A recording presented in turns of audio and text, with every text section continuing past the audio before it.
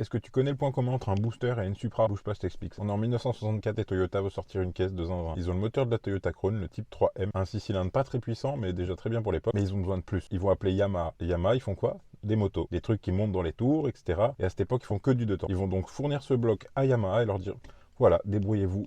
On veut faire une supercar. Yamaha va bosser pendant plusieurs années dessus. Ils vont sortir un 6 cylindres 2 litres DOHC de 150 chevaux. Ce moteur, ils vont le foutre dans la Toyota 2000 GT et ce sera officiellement la première supercar japonaise. On est donc en 1967 et c'est le début d'une super collaboration. Collaboration qui restera discrète de fin 60 aux années 80 et dans les années 80, on nous lâche un moteur mythique, le 4 AGE. Et encore une fois, on est sur un bloc en collaboration avec Yamaha. On part d'un bloc Toyota et on demande à Yamaha de l'optimiser. Ils vont donc créer une culasse DOHC sur mesure, modifiée course et alésage, et ça va donner ce moteur mythique qu'on a retrouvé dans les Celica et surtout dans la E86. Bossé sur pas mal de moteurs, surtout sur les culasses, dont le 2ZZGE, qu'on retrouvera aussi dans des Lotus par exemple. Et là on va arriver à ce qui vous intéresse, la série des JZ. Alors non, officiellement, Yamaha n'a jamais bossé sur des moteurs JZ. En tout cas, ils n'ont pas communiqué dessus. La seule chose qu'on peut dire, c'est que sur le 1JZ, sur le cache culbuteur, on a un petit tampon Yamaha. Mais on ne sait pas s'ils ont développé la culasse, s'ils ont juste adapté le flux d'air comme ça pouvait arriver sur certains blocs. Donc on n'en saura pas vraiment plus. Une chose est sûre, c'est que jamais personne, ni Toyota, ni Yamaha, n'a dit oui, ça a été fait ensemble. Après, quand on connaît leur passé, ça peut paraître logique. Et surtout quand on voit le design des culasses, on peut se dire oui, effectivement, ça ressemble au travail de Yamaha. Mais on le saura jamais vraiment. Sur le 2JZ, en tout cas, il n'y a pas de tampon Yamaha. Alors on pourrait se dire que la culasse du 1JZ a été travaillée avec Yamaha et que la culasse du 2JZ est juste une évolution uniquement faite par Toyota de la culasse du 1JZ. D'où la suppression du logo Yamaha sur celle-ci. Donc si on t'a toujours dit oui, le 2JZ c'est un moteur développé avec Yamaha, bah désolé mais c'est faux,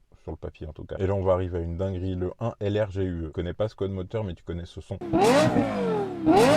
Et oui, on est bien sur le V10 de la LFA. Là, pour le coup, on sait que ça a été travaillé avec Yamaha. Ça a été très documenté et ils en sont très fiers. Ça n'a pas été travaillé que avec la division moteur de Yamaha. Ça a été aussi travaillé avec la division musicale de Yamaha. On se retrouve avec un V10 incroyable, assemblé à la main, développé avec Yamaha. Et la division musique de Yamaha a développé tout un système pour qu'à l'intérieur du véhicule, on ait un super son harmonieux de l'admission et de l'échappement qui reviennent. Quand ils font les choses, ils les font vraiment pas à moitié. Là, je vous ai uniquement parlé du lien qu'a Yamaha et Toyota. Savoir que Yamaha a aussi conçu le bloc SHO de la Ford Taurus, un V8 4x4 Volvo, et ils ont aussi participé au développement complet du bloc LT5 de la Corvette C4 ZR. C'est bien un bloc GM, mais toute l'ingénierie et les culasses ont été revues et corrigées par Yamaha. Et les collaborations entre japonais s'arrêtent pas là du tout. Il existe une collab entre Yamaha, Toyota, Honda, Kawasaki, Suzuki et Mazda.